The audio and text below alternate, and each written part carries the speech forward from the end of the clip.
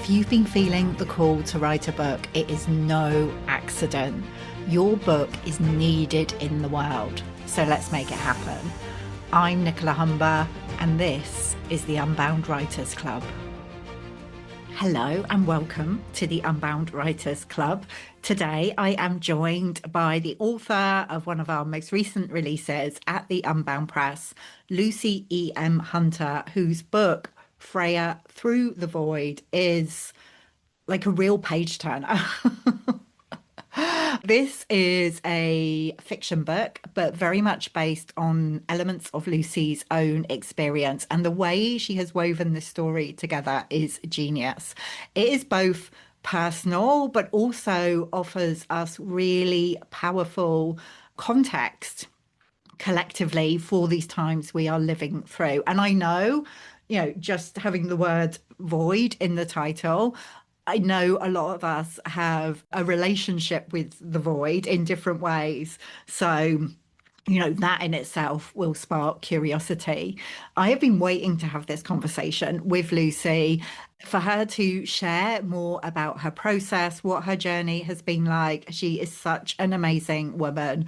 I'm excited for you to meet her. So without any further ado, let's dive in. So Lucy, welcome to the Unbound Writers Club. Thank you so much, Nicola. It's lovely to be here. I feel like I've been waiting for this conversation like ever since we first connected. And I'm really, really excited to dive in and hear more about your journey with your book.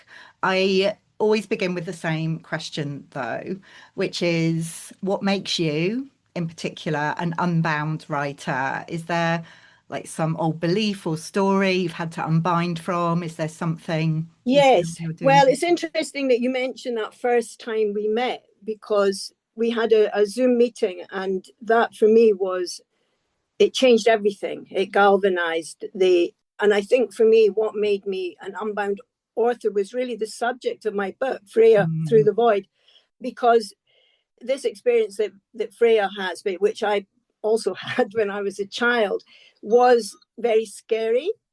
And so for me, the subject matter of my book was what, to me, I felt it was unacceptable. People wouldn't want to hear it, or it would be too scary for people.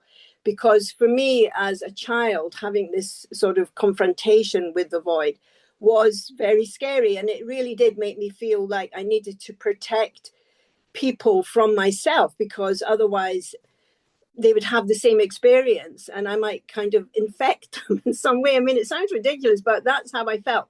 And so I wanted to protect people from having that scary, scary experience.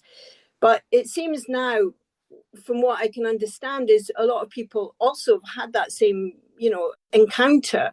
So to actually then write about it is actually possibly going to be helpful to people to think, I understand that. I and also because in the book I worked through the whole thing, so it doesn't end up in a scary place. Yeah. But the thing for me, because I had a couple of good friends that kept saying to me, Lucy, you need to finish your book, because I'd been writing it for a long time. So then I asked the universe and I said, look, okay, if I've got to write this book, I need some help because I can't really proceed. And then I started flicking through these emails that, tidying up my emails, the sort of thing you do when you don't really know what else to do. Yeah. And then I came across this one from your friend, I believe she's called Susan. And my friend Achim and I, at the time, this was before the pandemic, we'd been running these yoga and sound workshops, chakra exploration workshops. We'd done them over a couple of years. And Susan had happened to turn up to one, and I had mentioned about my book. So she had sent me this email saying, well, if you're writing a book, you might be interested in my friend Nicola. And I hadn't registered it when she sent it. But when I was scrolling through, what needed to be deleted, I found it again. And I thought, ping, so then I sent off a message straight away to you, and very shortly you replied, and then you set up a video call. Now, for me, what happened in that video call was you kind of, the way I see it in my mind is like you opened your arms and there was a space in front of you, and you were basically saying to me that you have a place to land, come land here. And that was what galvanized me. That's what changed everything for me. And it put me in a spin, I have to tell you, because then one of my besties, I met up with them and I said, I think I need a whiskey. I found a publisher. I found some place to land. I belong somewhere. And honest to God, it was extraordinary. And that is what changed everything for me. And I think, yeah, maybe that answers the question. Oh, that is beautiful. That is beautiful. And I love that you experienced like our initial connection that way, because like it's very much, you know, my personal intention and our intention at the Unbound Press is to create this space for, you know, authors, but also their books to know they have Yeah, like yeah. this way of Well, kind of making their way into the world. well, there's no doubt about it, Nicola. You have an extraordinary gift, because it was a galvanization, and it was just like boom, and it was going from one thing and then being in a completely different. Amazing, Yeah, amazing, yeah. amazing. So you mentioned you've been writing this book for a long time, Lucy. I mean, how did you get started with this? You know, why did you feel called to write this book? And did you always know that you were going to approach it as fiction? Because obviously it's based on your own experience, but it's written as a fictional story. So how did you make that decision? Okay. Well, initially the book was different bits of writing that I Mm, had written, and various different exercises that I'd done. Or I did go to a writing uh, group for a while, which was really helpful, and kind of she forced me to do a plan. Sophie Cook, she's amazing. And then I mean, a lot of that book is completely made up, I have to tell you. But the thing is, because what I've done is I've drawn something that happened here, I've made it happen there. And it might have mm, happened in connection with B, but I've made it happen in connection with C, you know, yeah. so I've jumbled everything around. So, yeah, because I'd had a lot of interesting experiences in my life, you know, with the mystical, I just wanted to sort of put it down, because I thought, you know, other people might be interested. Mm, But when it came to write it as like an autobiography, my life is too complicated. You know, I have had so many different things going on. I just thought I couldn't put it in, because people would get, what is he? How many times has he come and gone? This and that. And people are completely, you know, you just get lost in the detail. So mm, I wanted to simplify the story. So I kind of scrubbed out a lot of things in order to make the themes stand out more.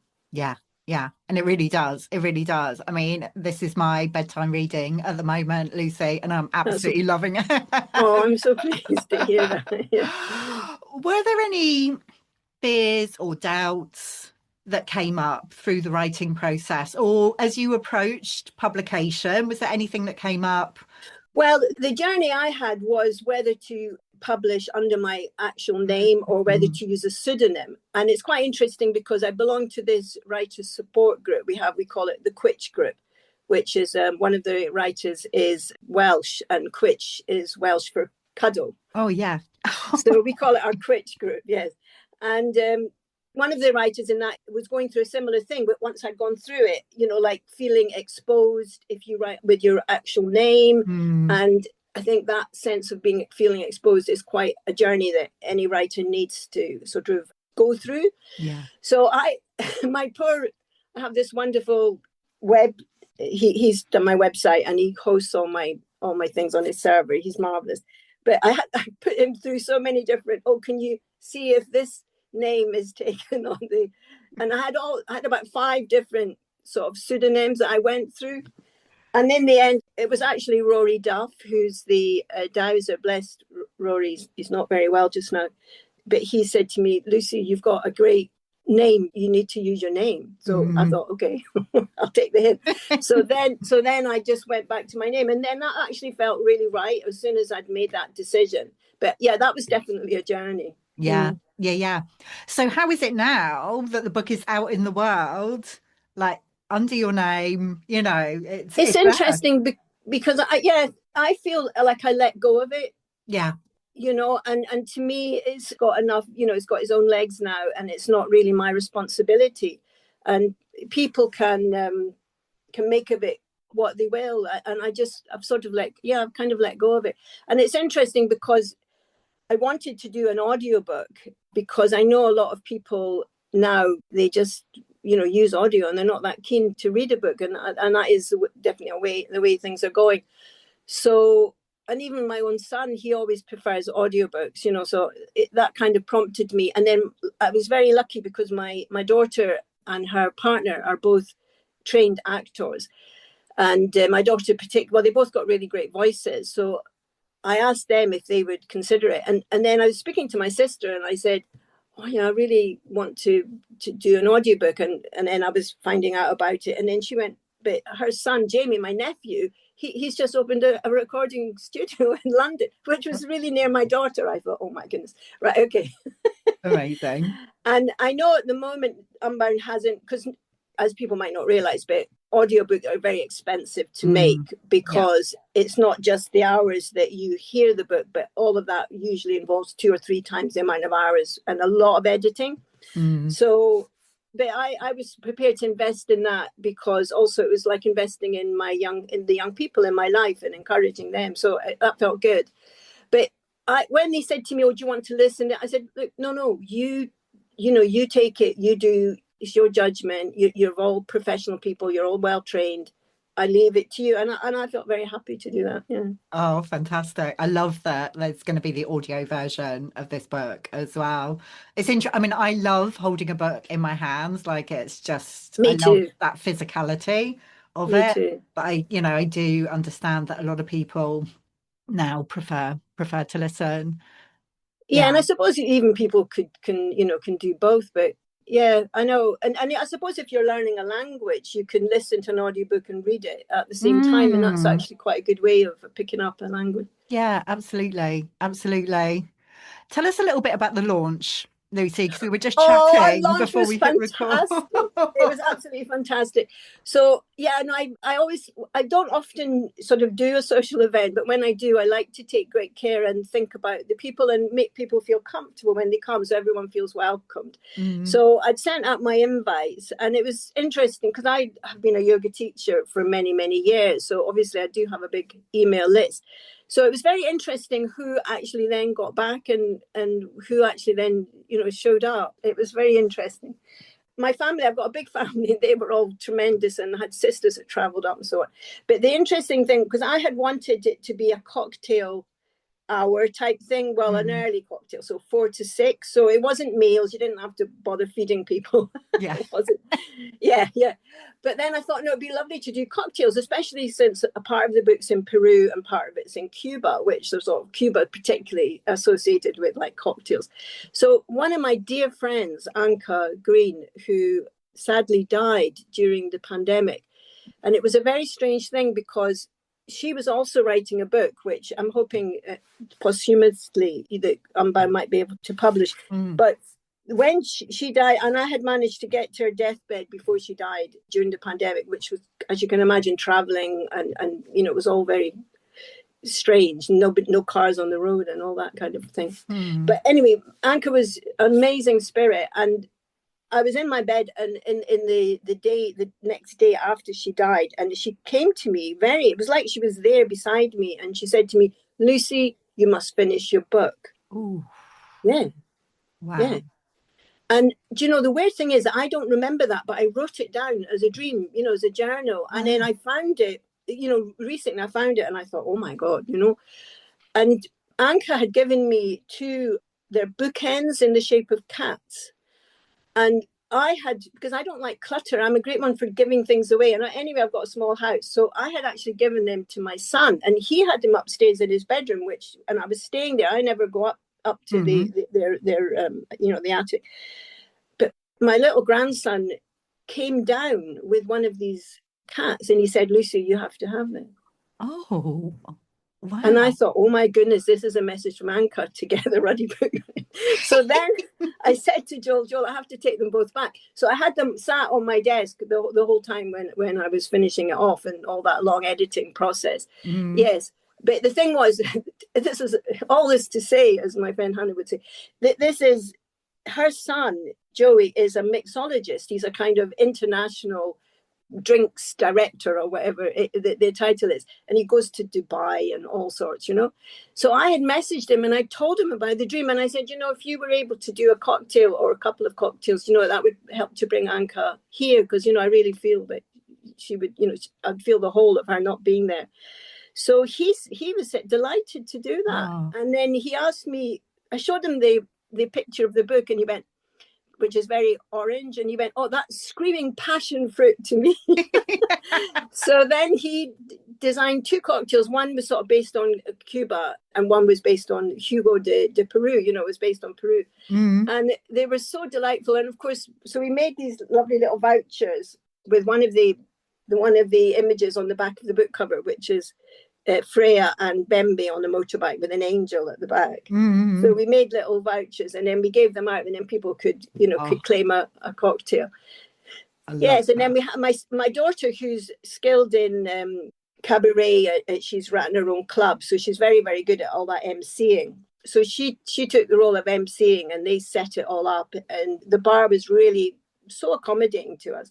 I mean, basically, we got the run of the place for 2 hours, and then they served us these wonderful cocktails, which were shaking, shaken, not stirred. Amazing. It was lovely. It was really lovely. And then I did a reading, and then we had a Q&A. And then on top of that, I had some friends that weren't able to come because they were far away. So we had our little a little live stream, people from Canada and Germany and Australia and Cambridge, and it was really nice. Oh, fantastic. It's so inspiring. I think when somebody's on the journey or at the beginning of the journey, to hear about the different ways authors choose to celebrate the launch. And I love the idea of having a, personalized cocktails for the book. Yeah, that's that should be for every book launch. Off your street. That's what I thought. Nicola is definitely. I know. Just missing not being here. I know. I'm so sorry. Yeah, and to be honest, and we had mocktails for those that didn't want to drink. But I don't really normally drink. But I had 2 because I just thought, no, we're enjoying. Exactly. And the next day, I was on cloud 9. It took me a whole day to sort of come down. I mean, what I'm hearing, there's been so much support, for you and this book right through the journey. It's support has appeared at the right time. It's quite amazing. Amazing. Lucy, for somebody who is early on, or just thinking of writing a book, maybe they've done some pieces of writing and but they're not quite sure how to move ahead. What advice would you give to somebody? Yes, well, what I would say, and this is one of the themes actually that runs through my book, Freya Through the Void, which is one of the spiritual teachings that I received from 2 different sources. And that is, when you're in any situation, you do the next thing. Don't think about, if you think about the whole process to the end, it's going to just stymie you, and it'll overwhelm you, and it'll crush you. Rather think about, what is the next step that I need to take? And then you do it. And then once you've done that next step, the following step will appear, but don't expect it to appear until you've done that first step. Yeah. And don't worry if you don't know what 3, 4, 5, 6 steps are. Just do the one in front. Now, that step can be very different, because it might be something to do with your writing, or it might be to do with organizing maybe childcare, so that you have a little gap here. And it might have been that little voice in your head saying, I need to ask Auntie Jane if she could, whatever it was, but you're not following it through. Or it might be as simple as, do you know what, I need to make a big batch of lentil soup so that I've got that in the fridge, so that, because I know that I need to eat at a certain time, but that's my writing time. It could be something connected to nourishing yourself in order for you to write. Yeah.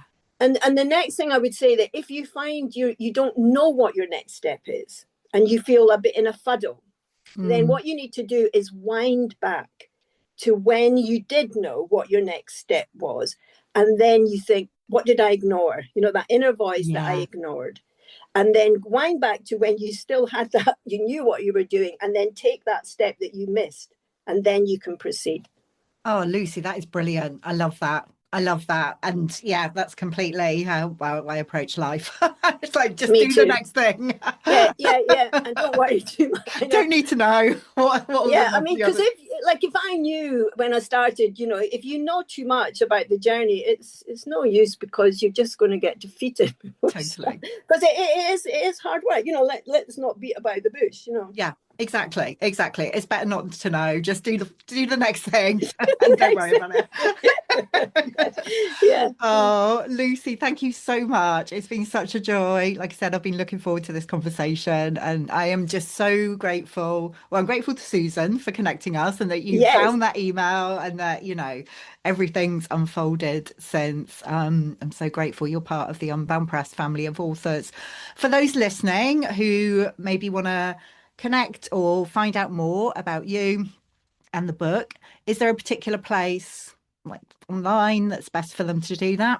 Well, I have got a website, which is basically my name, lucyemhunter.co.uk, Yeah. where they can find out a bit more about me. And there's also an email link, inquiries at that same address, Yeah. if they want to contact me. But what I've really said to people, because obviously I'm a writer, I'm not a therapist, and I'm not whatever you call it. I'm not here to.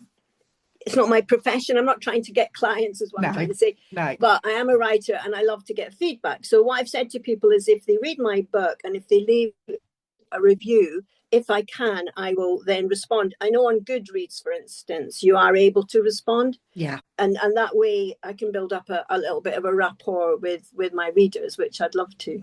Beautiful. We'll make sure the link is in our show notes. Thank you so much, Lucy. Such a pleasure to connect. Blessing. Thank you, Nicola. My goodness. Wonderful lady. Oh, thank you.